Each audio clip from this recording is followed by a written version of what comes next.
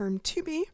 We are on class 15 and we're going to be looking at A19, the brochure project. It is Wednesday, May 8th, 2024. Jillian Percy is the teacher. All right, contact information as always. If you've completed an assignment, please send it to studentwork@nnec.on.ca. If you want to, you can CC it to me as well, jillian.percy@nnecschools.org. But you do want to send it here because that way the secretary has a copy of it. And if anything were to happen to me, you could still access it, like, next year or something. Please always make sure your assignments have your full name, your course name, your assignment number and name. And if an assignment asks for both a rough draft and a good draft, please label which is which and include them both in the same email. Okay? I am on Facebook and on YouTube with the same name, capital G, capital P, ERCY, space, capital W, AHSA, so G Percy Wassa. If you want to call when I'm talking in the studio, 1-800-465-7144. We are also on the radio at 91.9 FM.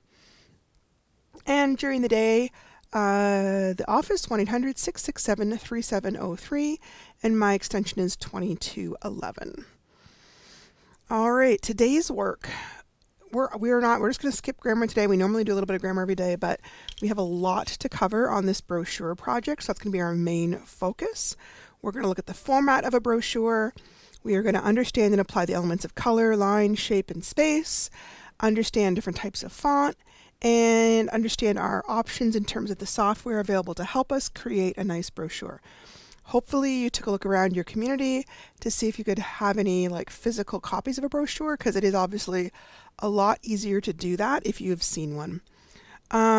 This is the original assignment in Unit 2 of OLC 40. However, I will be eliminating this assignment next year. So if you are listening to this class after September 2024, this particular assignment will no longer be an option, okay? However, up until then, you are welcome to choose it versus the revised version that I laid out for you yesterday. So here's the actual lesson or assignment as listed in the book. Creating your brochure, 30 marks. There are a lot of things going on in your novel, Jimmy Comes Home. Some of the issues raised in the book are ones that perhaps you or people you know can identify with. The issues of staying in school, teenage parenthood, and the dangers of drugs and alcohol are addressed by Robert Checkwich in his books. Your task is to design and create a brochure which will help the reader who is face to face with one of the issues above, or another issue in the book you think is important, to find information and assistance. You will want to include agencies and businesses that may be able to help, important information about the issue, crisis phone numbers, and any other resource that is available in your community or nearby. Use the suggestions and tips below to create your own brochure. Refer to the rubric on page 8 to guide you in this process. One way that people learn about places, people, or things they do not know about is just by reading about them. However, what if they don't have time to read a whole book, or they just want a quick overview of the subject? So businesses and organizations often use brochures as a way to inform or persuade people quickly. They use a brochure to grab the reader's attention and get them interested enough to want to know more. Brochures are available in many different places, like a health clinic, a hotel lobby, a school counselor's office. They can also be requested through the internet or mass mailed by a company. Lots of companies have them available on their website. Regardless of a format, a brochure is still usually a type of advertising. I won't say always, there are some medical ones that aren't. You as a reader need to understand what is being said and how the information affects you. Okay. Task. Create a brochure about a chosen issue from Jimmy Comes Home that informs, educates, or persuades. The brochure is not an in-depth study of a topic, but it should give enough information to grab and keep the reader's interest from start to finish. A brochure may cover a broad topic, but it should not contain so much information that it overwhelms the reader. Choose 2 to 3 key points about the theme or issue that you've chosen to describe. If there are other important elements, consider listing them in a simple bullet list or a chart somewhere in your brochure. In addition to what your brochure says, you must decide on the best format to present your information. Different formats work best for brochures with a lot of text, or a lot of pictures, or small blocks of text, or lists, or charts, or maps. You're going to have to find the format that works best for your information. You can create your brochure freehand, or you can go to the templates section of Microsoft Word and choose a brochure from there. We will check that out. The thing is, I know not everybody has Microsoft Word. However, we do, if you are a student here, everybody has access to Google Slides or Google Docs. And I will kind of walk you through how to use Google Docs to create this brochure. There's also a free program called Canva. There's a paid version as well, but you can do so much with the free program. You don't really need the paid program. So I'm going to show you those two places that you could use to create this brochure. Okay, hang on a second. It let me talk for 7 whole minutes today before doing this. Yay! Okay, let me see here. Tick tock, tick tock, tick tock, tick tock. There we go. All right. My apologies. Technology is a wonderful thing. Okay. So this is an example of a brochure from Nan Hope. They provide mental health and addiction support, access programs, and here is the cover of their brochure. This would be all folded up into 3s. And then you would open it up and you would see this page first, page 2. Then you'd see this part about program services. And then it kind of goes more in depth into their counseling services. And then if you flipped that page over, you would read about their program. And then at the very end, you would see their contact information. Okay. So they use photographs, they use graphic shapes, they use colors. They're showing you happy client, icons to catch your eye. This part's kind of giving the selling points, like why their stuff is really good. So this is an example of a real life brochure. Okay, hang on, I'll make sure I just covered everything. Yep, I did. Okay. Possible topics. Any topic covered or touched on in our novel Jimmy Comes Home is acceptable to use. Some possible topics might be support for teenage parenthood, dangers of drugs, dangers of alcohol, transitioning back to community support, finishing high school as an older teen, or any other topic that you think is relevant to this novel.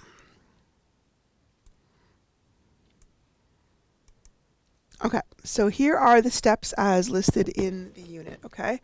First, write down your topic in the space provided below, and then currently what you know off the top of your head, like just already in there, right under the K section of the chart, which stands for no.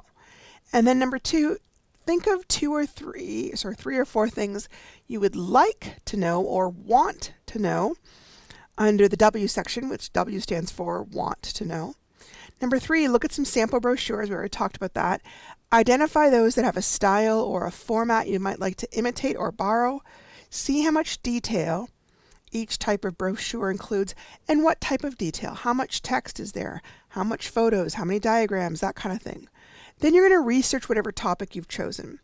Use the materials provided to gather more details about your topic. From these materials and what you already know about the topic, start picking out 5 to 6 significant or interesting facts that you think you will want to highlight in your brochure and write those out in your own words. Now, it's weird to me it says that use materials provided because as far as I know, there are no materials provided. You would be just looking things up in the internet, which is why I think this assignment is a little bit too much because there's a lot going on here. But if you are wanting to tackle it, here it is. Here's my example if I chose the topic recovering from alcoholism. K are things I know. It's easier with support. Some communities have support groups. There are some addictions programs in Sioux Lookout that can help. Dealing with what started you drinking can help. Sometimes you need to make some new friends who don't drink. W for want to know. How does someone ask for help or get referred to a program? How successful are the programs?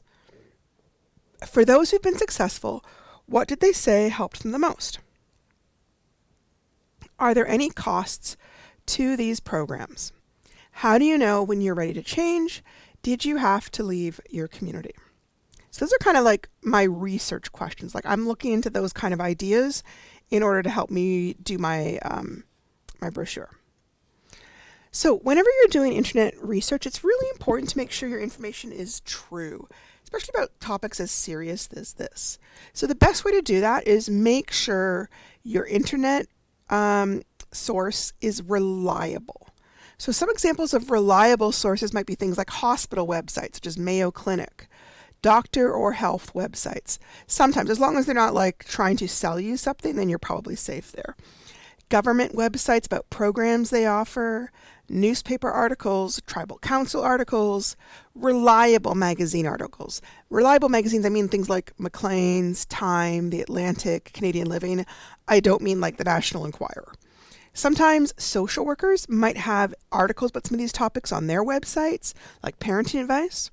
Sometimes nonprofit groups may have reliable information, but it may be slanted to their particular beliefs or to what services they offer. So for example, AA has a very specific kind of slant to how they do it. So they will have some articles and stuff, but it is a little bit biased according to how they say the world, right?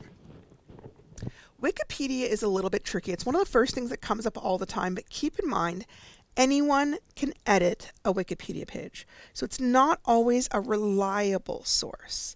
However, at the bottom of Wikipedia articles, it will usually have links to external groups or articles where they got their information from, and those are usually more reliable. So use Wikipedia carefully. It's more of a starting point than a finishing point.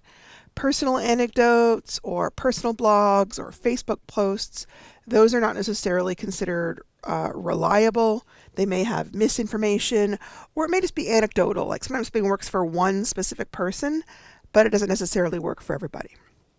Okay, once you've done all your research, you're going to need to organize your information in little chunks or paragraph. You can also do it where you think of your topic, research that tiny little topic, write it, and then research another topic. So some possible topics for these paragraphs or text chunks might be things like a cover or title page, explaining the problem, warning signs or like a little quiz to see if you have the problem, steps to take to get help, explaining their solution, a program or a service that tries to help the person with the problem or the difficulty. And then usually they list the selling points of their program. What makes it successful or special?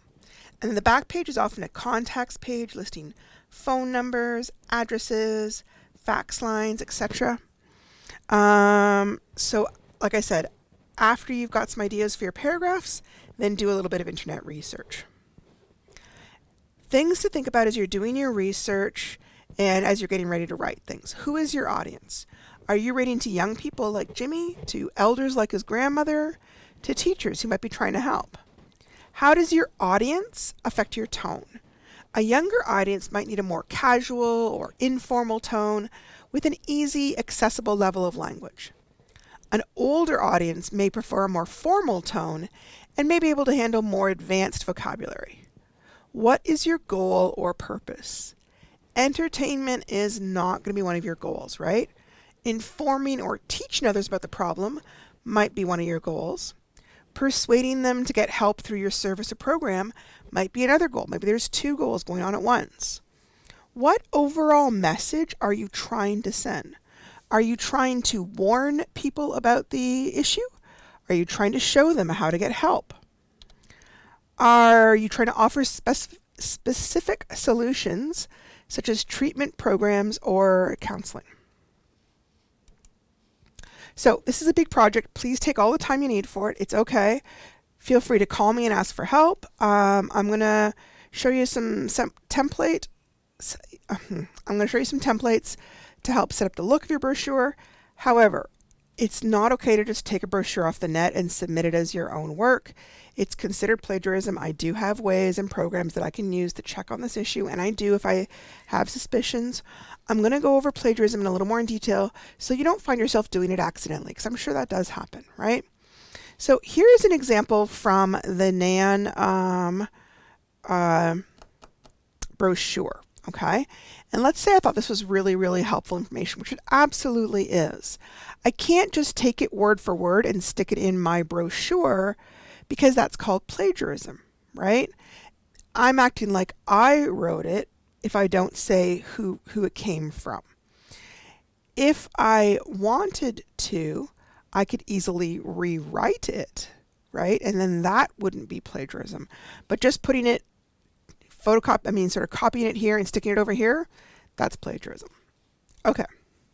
So if I wanted to use this information, I would need to rephrase it, put it in my own words, get rid of some information, maybe add some information to the original from another source. So here is how I've rewritten. Here's my original from Nan.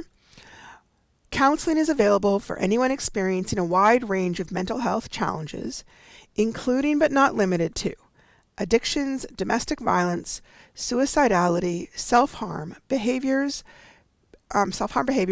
depression, anxiety, and grief or bereavement. Now I've rewritten this. We have counselors who are experienced and effective in helping people who suffer from many different difficulties.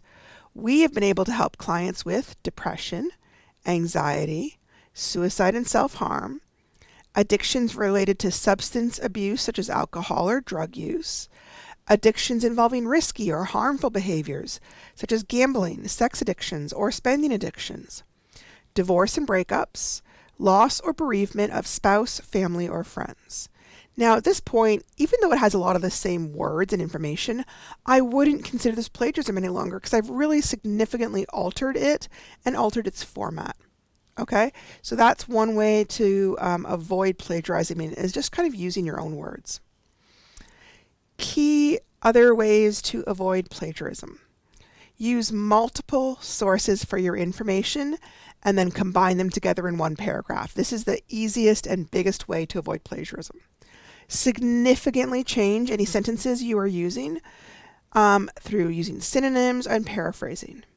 You can also change sentences using compound or complex sentences. You can think about how would I simplify this or make it easier if I was going to explain it to somebody much younger than you, right? Like what if you want to explain alcoholism to a 10-year-old or a 12-year-old? I might drop certain examples and details. Maybe I would make my own examples and details to put in there instead.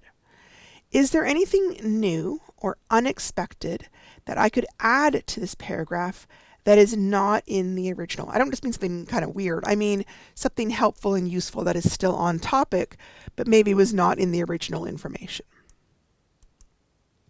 So then at a certain point, you should have figured out your little chunks and gathered some information to create your brochure. And these are some possible chunks, things like warning signs, how to get help, might be a mission statement, what services we offer, contact information, info on the problem, who we serve, right? Some places only serve youth. Some people only serve adults. Some people only serve women or only serve men. It really depends because different businesses and services sometimes get their funding from very specific places, and often it may limit who their clientele is. So that's kind of important to be aware of as well. And then a front cover showcasing the business. Okay, so those are just some examples. You might have different ideas, and that is absolutely fine. I just think this is such a big project that if I don't give you some ideas, it might be a little bit overwhelming. Okay. So here is what a chunk on warning signs might look like. So warning signs: are you at risk for dropping out of school? Check the list below. You've missed more than 5 days of school in the last month. You feel anxious whenever you think about school. You have a lot of unfinished assignments that you haven't handed in. You aren't sure how to do some assignments, but you feel embarrassed to ask for help. You feel like you really don't have any friends at school. You have thought of self-harm or suicide in the last month. You have attended school while high or drunk in the last month. If you said yes to 4 or more of these signs, you might need some help. Call us and we can help you stay in school and feel good about it. So that's an example of how I used some information that I found to create a little chunk that I might put in my brochure. Okay, so I'm going to pretend that I'm writing a brochure on a gambling problem to give you an idea of how you do this. So in red, here is some information I found on the net. And then over here, I'm just going to put little notes on what I'm reading. I'm not going to copy word for word. I'm just going to put the notes down. And then later on, because I only have the notes and I'm going to put it in sentences of my own, I'm less likely to copy because I only have notes. I didn't copy the sentence word for word. So this is from the Mayo Clinic link on compulsive gambling. It says compulsive gambling, also called gambling disorder, is the uncontrollable urge to keep gambling despite the toll it takes on your life. Gambling means that you're willing to risk something you value in the hope of getting something of even greater value. Gambling can stimulate the brain's reward system much like drugs or alcohol can, leading to addiction. If you have a problem with compulsive gambling, you may continually chase bets that lead to losses, use up your savings, and create debt. You may hide your behavior and even turn to theft or fraud to support your addiction. Compulsive gambling is a serious condition that can destroy lives. Although treating compulsive gambling can be challenging, many people who struggle with compulsive gambling have found help through professional treatment. So I'm going to create some notes. Gambling disorder. Uncontrollable urge to keep gambling. I've put that part in quotes because I couldn't think of how to rephrase it. I might rephrase it later, but that way I know I wrote that word for word, no matter how much it hurts you. Activates the reward system in your brain, which causes addiction. May use all your savings, may go into debt, may commit fraud, can be helped with treatment. Now, you should always use 2 trustworthy sources to be safe and sure that the information you're using is accurate and reliable. So I'm going to look for another source and use that as well. This is a Canadian source of information. This is the Center for Addiction and Mental Health Issues, I believe. Okay, so they had a little thing on problem gambling. This is a really good site, by the way. Really interesting. So I read through this, and my notes were, gambling problems affect many parts of your life, can be all ages, income, or cultures, can develop immediately or slowly. Now, I can take my notes from both of these sources and turn them into one new paragraph and probably be fairly safe that I'm not plagiarizing. So here are my random notes, and I've put them all together. And then I'm going to use my notes to write my paragraph, not the originals. I'm not even going to look at the originals anymore so that I don't copy them. What is a gambling problem? And I like that as a headline. I would probably take that, put that at the top of my paragraph. I might put it in bold. I might make it a little bit bigger. This is all if I was like putting this in my brochure. So that's kind of going to be my headline. Basically, a gambling problem occurs when the urge to gamble is so strong that you keep on gambling even when it is hurting you, your life, and your loved ones. It happens because the reward system in your brain gets activated, often by one big win. Later, you keep on gambling even if you are losing. You might use up all your savings, go into debt, commit fraud, skip paying bills, all in order to gamble more. You can develop a problem quickly or slowly. It can hit people of all ages, incomes, or culture. Now, here's the important part. At the bottom, you can see I wrote sources. And that means I'm telling you where I got my information from. Center for Addiction and Mental Health, and then I put the little URL there so people can click on it and see what I got. Mayo Clinic, and then I put the URL there for the Mayo Clinic. So again, people could click on there and go towards it. You can list the sources at the bottom of each little chunk, or sometimes people will put them at the bottom of the page overall. And again, that just tells people, hey, this is where I got this information from. Once you've done one little paragraph, pick another topic to research and do the next one. You don't necessarily want to use just those 2 sources for your entire brochure. I would kind of look around and make sure that each topic has its own. Obviously, there's going to be some overlap, right? These are 2 major information sources, and they're definitely reliable sources. Mayo Clinic's the epitome of reliability. So is the Center for Addiction and Mental Health, by the way, for Canadians. But there are other sources out there that might have relevant information to our clients. Maybe there's one specifically aimed towards youth that would be really helpful. Okay, so here is the marking rubric I'll be using to grade your brochure. It is, I believe, right in your unit. look it over to be sure that your work is at a level 3 or 4. Now, only some of these criteria relate to the writing.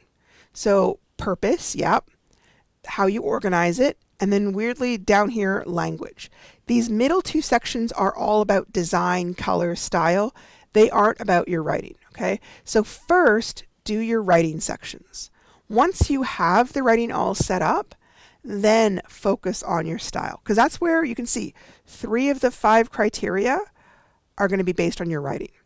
So if your writing is really good, that's going to have more an impact, whereas if you make a beautiful brochure but the writing isn't good, it's just not going to affect your marks as much. However, this is a project that's deliberately written to meet the expectations for the media strand of the curriculum. Therefore, it includes marks for using visual elements such as charts, diagrams, graphics, illustrations, and pictures. Now, these visual elements don't need to be based on any actual statistics for the purposes of this project. You can simply make it up, it doesn't matter. It also includes marks for using design elements such as color, space, and line. They use the word form here, but form actually applies only to 3D elements like a sculpture. So I'm assuming that the original author actually meant the word shape. We're going to talk a little bit about some of the visual aspects next. So here is a sample one. It still has a lot of the placeholder text, but I did this one thinking about helping students who were at risk of falling out of school. So here's the front cover. It's called Thrive School Services. Here's a little picture of a seedling being taken care of like a student. Our vision is we help you succeed. This part doesn't need a paragraph. It probably will have a nice picture or a graphic. And then the back cover, usually it might have the mission statement. It almost always has contact information. And then this is kind of one of the random inside pages. This one we've talked about the benefits of the program, kind teachers, sports and fun, media and arts. And then on the inside, you might need like a paragraph here, might need one down here. Here. They did utilize different pictures as well, which is totally valid. It does not need to be 100% text. And then you can see there's headlines, right, or subheadings, and then information. Subheadings and information. Subheading here, the information is more visual, okay? The middle brochure, these are the inside pages, page 2, 3, and 4. That might include blocks of text on warning signs, recovery steps, public resources available, programs or services that people offer, encouragement or helpful advice, maybe testimonials from people that they've helped overcome addiction, statistics on recovery or success. So for this, they might have, 90% of the students who come through our doors leave with their diploma or something like that. You can also create a list of bullet points or numbers, just like I did with the warning sign. It looks really strong and it's a visual element in itself, okay? So I might say like, look for these signs of addiction. I might put a numbered steps, like if it's like, okay, your first step is talk to your doctor and get a referral. Second step is go online and fill out this application. Whatever your steps are, you might want to number them if it has to go in a certain order, okay? So to me, the fun part is how to arrange the layout of your brochure. So we talked yesterday, I think, about some different programs that you can use. Canva and Google Slides are the ones that I would suggest. You can also use Google Docs, but since it's kind of designed for text, I actually find the 2 programs easier to use myself, but that is up to you. You can also use WordPerfect. I'm going to add that here real quick. You can also use WordPerfect, but I know not everybody has WordPerfect. It's kind of expensive these days. So those are some of the options. So your brochures do need to have interesting graphic elements, color, line, shape, space, the principles of art like unity, balance. You don't need to treat every single, like there's 6 sections. You don't need to treat each of those sections as a separate type. You want there to be sense of unity across the whole, like the same color scheme, maybe 2 or 3 fonts that get used on each page. There's probably going to be some repetition of shapes or lines that are used to highlight. You want it to look balanced, okay? It will also look odd if every page has the same layout, like text on top, picture underneath, text on top, picture underneath, because then it's going to look kind of top heavy in a sense, right? So you want to mix that up a little bit. And one page shouldn't be so amazing that the other pages don't get read at all because they just aren't as amazing. Okay, so how to make a brochure using Google Slides. I'm in Google Slides right now. Okay, so I'm going to show you what I did. Here's what I've kind of done. If anybody wants this, by the way, it's easy as anything for me to send you a copy of this that you can use, but it's also not at all hard to make it. So for this, all I would do is I would take a page and do a new slide. I'd get rid of this stuff. Okay. And then I would put a table of 3 in there. Where's my table? Table. 3 boxes across. I'm going to separate them. Okay. I'm going to make it really tall all the way to the edge. And then all the way to the edge here. All the way to the edge here. Oh, I just thought of one thing to think of. If you're doing this and you're planning to print it off, if you're just going to send it to me, it doesn't matter. But if you're planning to print it off, one thing you're going to want to make sure is that this slide is the same size as a page. To do that, you'd go into File, you would go down to Page Setup, and you would pick Custom Margins, and then you would tell it 11 times 8 by 8.5, right? Because that's a typical page. Okay, I don't know if this is going to mess everything up. Oh, hang on. Yeah, it does kind of change things a little bit. So I will be making it go back, but that is what you would do. Where am I? To make this work, okay? What I also did in mine was I went back and I picked insert. I made a little shape box inside. And the reason I did that was because I wanted to make sure I left myself a margin. I didn't want to go all the way to the edge because if these things get folded, it's kind of hard to read. This doesn't have to be gray. It can just be white. It's easy enough to do. So that's one thing you can do. You don't have to do that. That is just what I did. And then I went through and labeled it so I knew what it was. So front page is there. Here's my back page. There's page 5. And then my inside page is 2, 3, and 4. Okay. So if you want to set things up, that is how you would do it with Google Slides. And then you could insert all sorts of things, which we'll talk about in a minute. But right, there's all sorts of shapes. There are, you can set up tables. Those charts are kind of tricky, but there's diagrams. There's word art. You could add images. So Google Slides is really useful for that.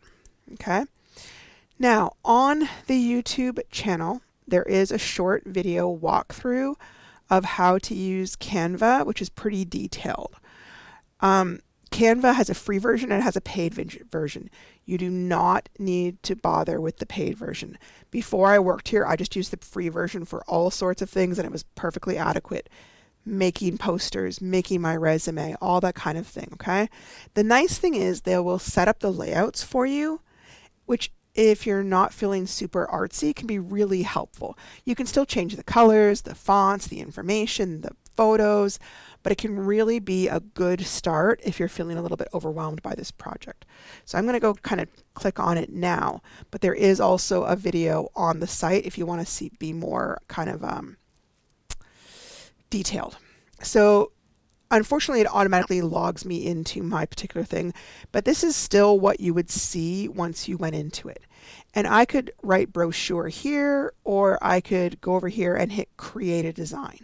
Okay, so I'm going to hit brochure here and see what comes up. Okay, and you can see a whole bunch of different things come up that I could pick. I don't like this though, because what almost always happens, let me show you. It then tries to sell you. If you hit customize the template, it'll then try and sell you the program. So I don't like that. So usually what I do is I go over to create a design and then I write brochure there.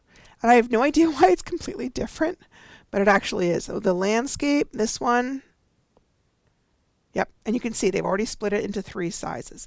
Now here's the cool part. Over here, you have a whole bunch of sample brochures that you can pick that can help you set up your information. Now, mine have a lot of like you'll see like a little education, right? And they're telling me you get this for free.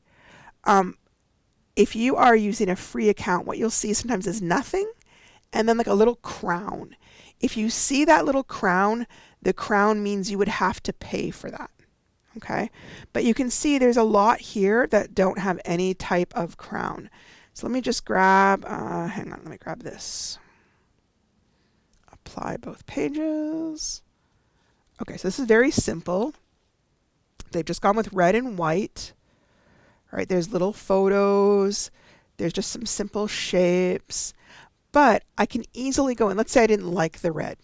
Okay, I don't like the red. I want a different color. Maybe I want mine to be blue. Or, it's kind of a purpley color, but it's fine. Now I want this part to be a different shade of blue. Okay. Oops, hang on. I could go through and change all of that to whatever colors I like. Okay. If I don't like it, I'll say, oh, wait, I thought it was going to look good, but no, I actually like the red better. I just hit my undo button. Undo, undo, undo, undo, and it's all back to place. I can also easily, if I don't like how this is, I could pick a different font style, which we'll talk more about. Let's say I wanted it to look fancy like this. Ooh, terrible to read, but I could do that. I could also change what color it is. If I wanted to make it bright yellow, which again also looks really ugly. I'm just picking random things though. Hang on a second. Let me put it like this. Okay. Now see that little crown? So they'll let you use it, but then they'll try and charge you for it. So don't use that one. Use one of the ones that don't have the crown next to it. I could also take out photographs. Let's say I don't like this photograph. That's fine. I'm going to put it in the garbage. And I go over here to Elements and I put a different photograph in instead. Photo, what do I want a photo of? Let's see, photos. All right. Now again, you can see, I think what they've done here is if you see that little graduation cap, it means it's one that they are going to charge for basically. So let's grab this one. Now, usually what happens is, I'm going to shrink it a little bit, but they've usually set up a frame. And if I kind of take this over there, hang on, grab it. Oh, it's not wanting to grab. Oh, there it is. And I kind of put it near there. Usually it'll kind of pop in. Let me see if I can get it to snap in. Huh, it's not snapping. Maybe there wasn't a frame there. Let me see. Okay, so there, that goes this one. Will this one have a frame? Nope, doesn't have a frame.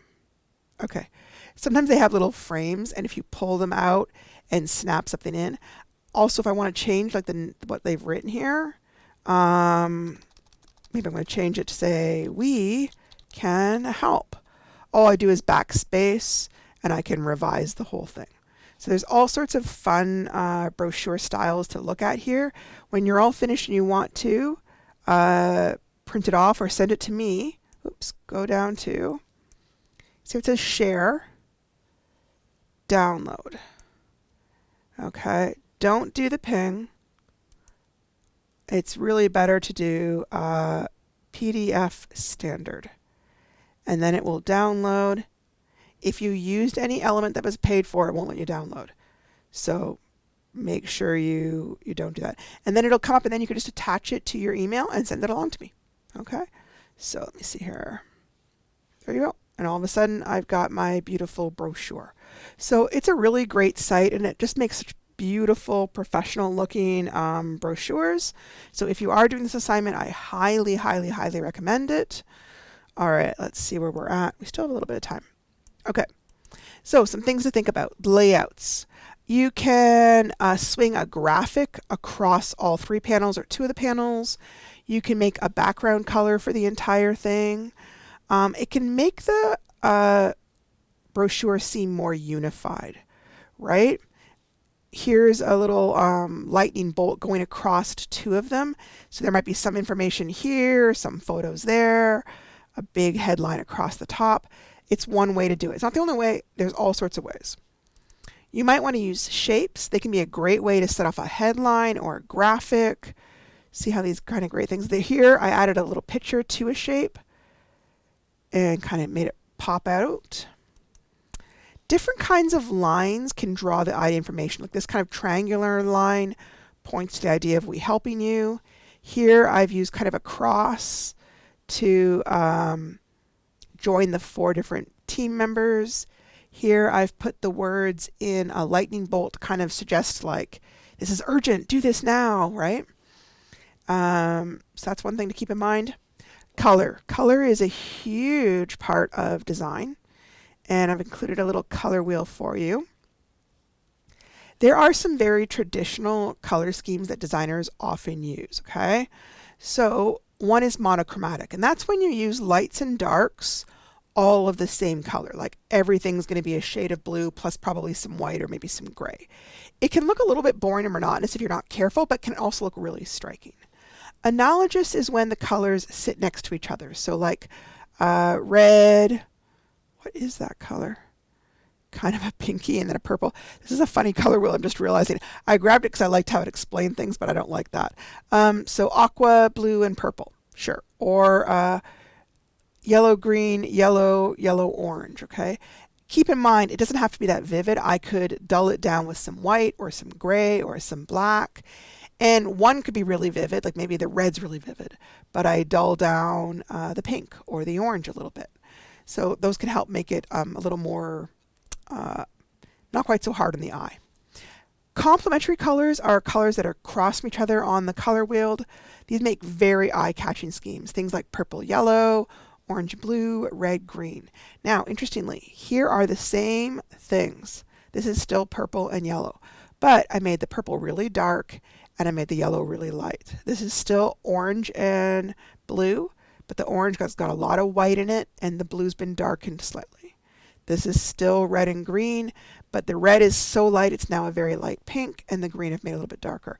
And you can see how these have a very different feel, but again, very strong contrast. And then split complementary is a little bit funky.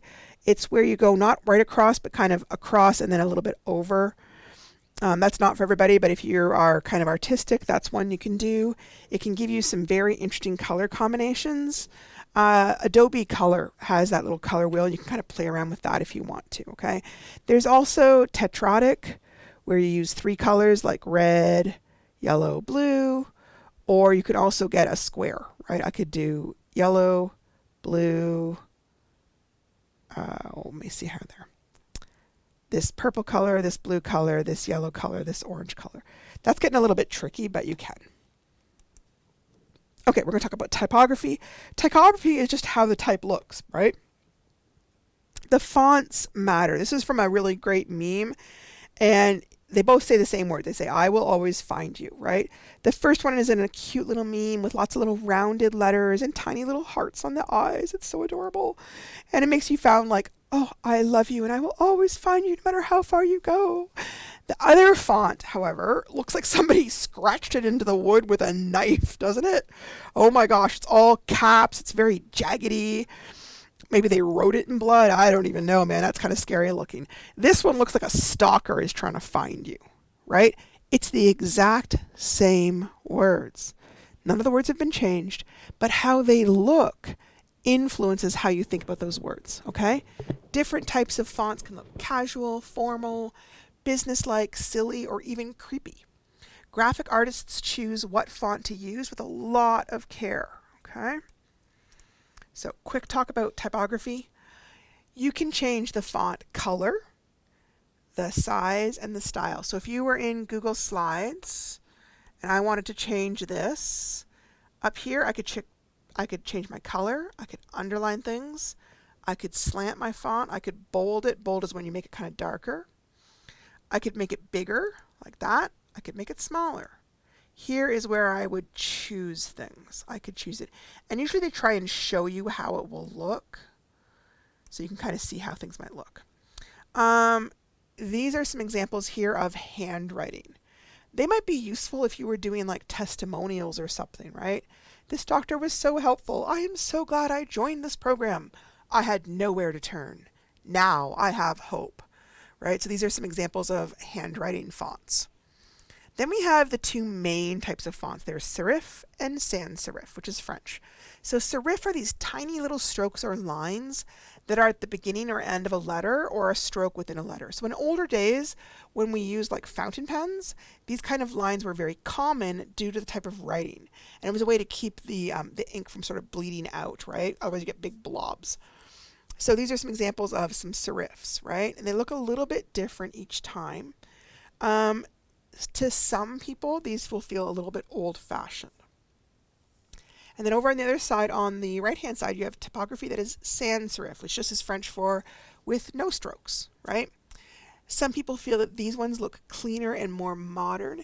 These are the type you're more likely to see on a computer screen because when people are shrinking things down to tiny little phone size, the serifs can sometimes kind of blend in and make it hard to read, whereas the sans serif is often a little bit easier to read, right? And there are all sorts of serif and sans serif. The one I'm using right here is one of the most common ones. It's Arial. Another really common one is Calibre or Verdana or Helvetica. Then we have display ones. These are ones where you might put on the cover or maybe subheading. You have to be careful with this. It can start to look kind of cartoonish if you're not careful. Right? You would want to kind of pick one and use that. And some just aren't appropriate for a brochure. Okay? But they are kind of fun to play around with. You've got one that kind of looks like a stencil, like the Army. One that's all caps. This one is called like Moon Rocks, which I think is really funny. This one, I don't know what it's called, but it always makes me think of the Grinch. This one's kind of all lines. They're all different, right? They're fun to play with. But again, you have to be use them in moderation. You don't want a whole lot of them. Okay. Where are we? Okay, we're getting there. Visual elements. You may find some relevant charts or graphics on the internet that pertain to your topic, and it's fine to include them. Just make sure you list the URL where you found the information from. That way it's clear that you didn't make up that entire graph yourself. If you do make up a graph yourself, please make sure to let me know that in your email or somewhere quietly on the program, your brochure. Google Slides also has the ability to help you create diagrams, charts, or tables. I'm going to give you some quick examples. Actually, I took some of those away, but I have a little tiny bit of time. Here's one I took. The frequency of alcoholic consumption in EU. EU is Europe, 2019. And then it gives you a little graph, right? So the dark blue is 8.4 people that drank every day. The light blue is 28.8% drank every week. 22.8%, the dark orange is every month. 13.9 is less than once a month. And the light peachy color is never or not in the last months. And then they break it down by age. How much alcohol are they consuming by age? 15 to 24, 1%, 25 to 34, 2.6%. This is interesting to me because I mentally would have thought that people drank less as they got older, but here, clearly, people are drinking more and more and more as they get older, which is kind of scary. And they also show it to you by gender. So 4.1% of women and then 13% of male. So, and I show you where the graphic is from. Now, like I said, you can also make your own graphics, at least in Google Slides you can. Pretty sure you can in other programs. PowerPoint, for example, if you're familiar with PowerPoint, that'd be a good one to use. So if I go over here to Insert and hit Diagram, let's say I want to pick, I'm going to view all just so you guys can see them. Okay, so there's grids, which are going to look like tables, hierarchy charts, timelines, process, relationship, cycle. I'm going to grab the cycle one just to kind of show you. Okay, now the big thing with these is they're kind of hard to move all at once. If I go to move it, it's going to get all out of space, unfortunately. So I would kind of just leave it alone. But what I can do is I can change the color. Okay, I could change this to, oh, that's a horrible color. I'm sorry, that's hurting my eyes. I'm going to have to change it. I could change this part I could make this part bigger by selecting it, right? I could change the color if I wanted to. I could change the style, right? So all of these kinds of things can be played around with if you wanted to design your own graphic, right? I'm going to get out of cycle and kind of show you some other ones. Let me see here. Relationship. Not sure how these would be used, but you could. So I'm just kind of adding them. But they can be changed and played around with as well, okay? Then, hang on a sec. Let me think. Oh, there are little bars and charts you can make. I've seen people use these, right? It's a linked chart though. So it links to what? I think you can link them to Excel if you're comfortable with that kind of stuff. But you could also just, like I said, look for graphics or whatever. You can also look for photographs, right? A picture of somebody looking happy with their family might be a great ad for a recovery clinic, right? Or somebody looking sad, or a big picture of a glass bottle or something like that. So you can be creative with this. Like I said, I have got the other assignment in place now. I talked about that yesterday. That's going to be the new version of the assignment because this is a little bit of a hard assignment, I think. But if you love art, love doing this kind of design stuff, you are totally welcome to hand this in. If it is past September 2024, this particular project is no longer an option. Okay? Thank you so much for showing up today, and I hope this is helpful, and I will talk to you guys tomorrow.